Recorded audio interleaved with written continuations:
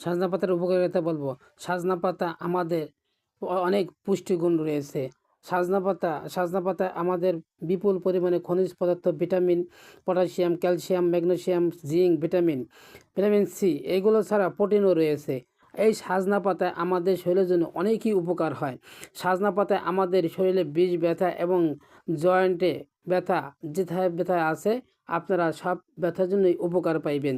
আপনারা এই সজনা পাতা নিয়মিত 1 সপ্তাহ খাবেন, এরপরে আবার 15 দিন অফ করিবেন, তারপরে আবার 7 দিন খাইবেন। এইভাবে কিছুদিন খাইলে পরে আপনাদের কোমরে ব্যথা, বিষ ব্যথা যেখানে যা আছে ইনশাল্লাহ ভালো হবে। আপনারা খাইবেন, খাইলে উপকার হইবেন।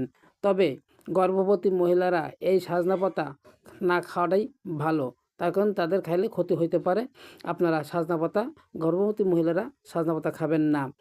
তাই আপনারা এই সজনা পাতা এসে শুকাইয়া, ভালো করে শুকাইয়া রোদ্রে গুঁড়ো করিয়া পরে আপনারা প্রতিদিন রাত্রে ভিজিয়ে রাখিবেন, সকালে সেকিয়া 1 গ্লাস শরবত খাবেন।